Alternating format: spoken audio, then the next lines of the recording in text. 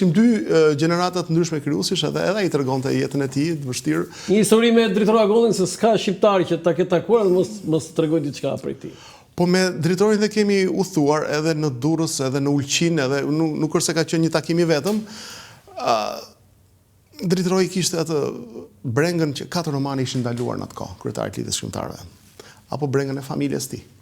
Imagjinoj sa buri fort të çkatrohet, të godaset në fushën e krimtarisë dhe tek familja, pra ta shikosh djalin pas 31 vjetësh.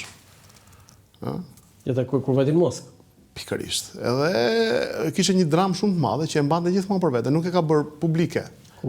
Dhe ka qenë shumë idealist në pikpamjet e tij, por dua të theksoj që drejtori ishte modern në koncept. Ta tregonte këtë historinë e djalit? Një moment po, ma tha që në Rinas që kishte qarë shumë aty kur djali kishte ikur, kur e përcolli dhe ja bënte me dorë. Bashortën ruse dhe djalin. Po, aty kishte qarë. Bilet mos gaboj si kishte emrin djalin? Arjan, duket. Arjan, po, bravo, Arjan.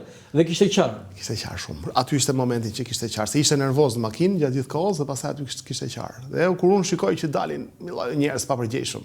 Edhe qëllim që thonë, jo, komunisti, mendoni një dramë të tillë, ta mendoj gjithse kush brenda vetes dhe të kuptoj.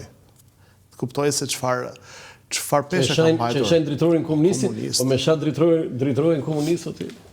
Ai mua më del për shkakun duke qenë drejtori i drejtorisë librit, për shumë vite kam parë që ka qenë shumë liberal. Domethënë, Bardhylondo më tregonte episode që drejtori nuk i tregonte. Dhe kishte dëshirë që t'i thonin tjerët se si shpëtonte shkrimtarët. Si kishte shpëtuar Bardhylondo në një moment kur arshipipet e zëri i Amerikës, ja ky është një gjë që doli. Po, shumë interesante. Kjo është interesante sepse duhen të thënë ca gjëra. Edhe Bardhyli nuk është më miku jon i dashur i çmuar dhe ishte një moment kur ai bëri një poezi vdekje vajzës së infrashrit.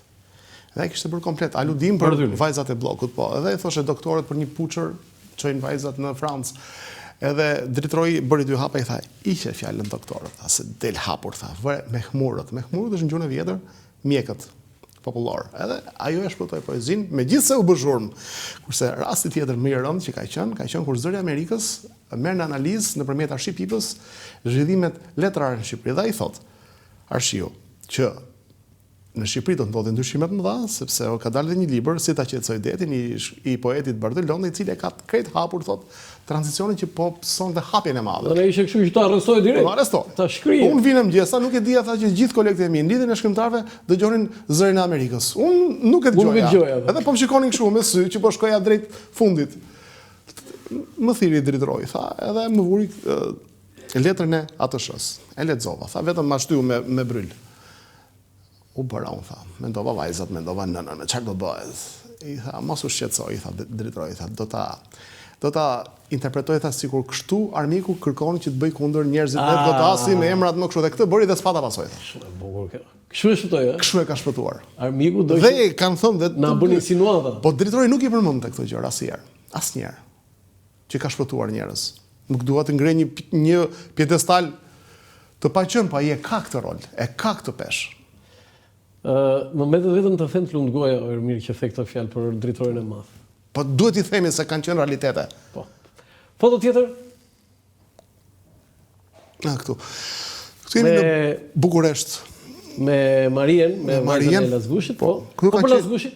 Këtu ka qenë një simpozium, unë jam marrë kur kam qenë në ministri goxha me Lazgushin edhe me Mitrush Kutelin, po me Lazgushin i kemi botuar dhe poezinë e plot, është ambasadori jo në Romani, Dashnor Dervishi, i jashtëzakonshëm, një diplomat që unë kam një respekt më të mirë që ka pas Shqipëria.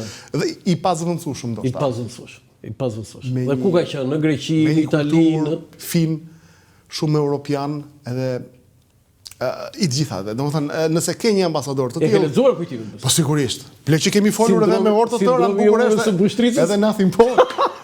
Por tregonte edhe ndodhi, pastaj unë shikoja edhe në libër, ndodhi ure Bushtricës, po, çfarë fantastike. Tani na thyeni çka për Lazgushin? Lazgushin unë aty kam udhëtuar edhe me Marien. Në histori për Lazgushin që se unë e kisha para ditësh. Maria është vetë është një karakter shumë interesant, edhe këtu jemi, po të shikoni është një simpozium që është bërë. Jo, edhe Maria është vetë Lazgushi. Është Lazgushi.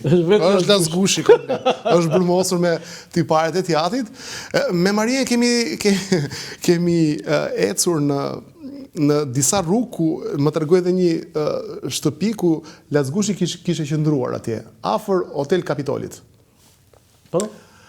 Edhe më tregonte shumë histori. Lazgushi ka qenë gjithmonë i veçantë përmbysës.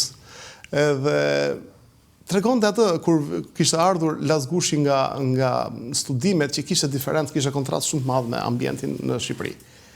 Edhe ka qenë gjithmonë i kundërti.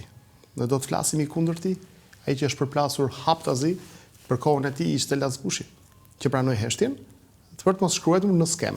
Nuk shkruaj. Maria mi ka shpjeguar të gjitha detajet se si ai ishte. Ka si poezi për partinë, për Enver Hoxhën. Nuk ka.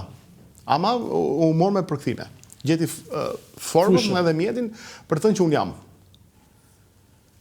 Edhe ka qenë një ka pasur një shprehje që thoshte nëse komunizmi do kishte qenë diçka e mirë, do na e kishte marrë Gjermani. Që kështu thoshte. Qofse do ishte komunizmi i gjemit, do e kishte marrë Gjermani. E thoshte këtë? Sa e bukur. Foto tjetër. Këtu. Është takim interesant, po prapemi tek drejtori Agolli, Visargjiti në atë kohë ishte ministër, Sadia drejtoroi unë. Edhe ka qenë një takim shumë i çuditshëm sepse Visari ishte një ndër poetët e dënuar në atë kohë. Mi pra, këtë do pyesja. Prandaj është foto interesante. Drejtori nuk ke mundësi ta shtonte poetin. Aty kuptova që kishte bërë të pamundurën. Të paktën kishte bërë të pamundur. Po, kishte bërë, po. Po këtu u fol kishte çuar një letër në burg kur ishte Visari, ai nuk kishte mundur dot të parandalonte. Po.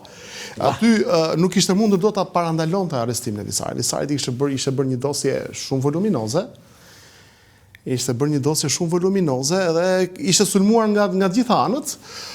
Por kur u ra në burg, të paktën nga biseda që bën të dy, i kishte çuar një letër ku i thoshte që ti je një poet, thotë do ringrihesh, jeta ka sfida, jeta ka drama, po ti je i talentuar. Po ja kishin lexuar atë letër sigurisht. Po për atë e çova tha sepse edhe vetë Visari e lexoni një herë atë sigurimit tha dhe pastaj kur mban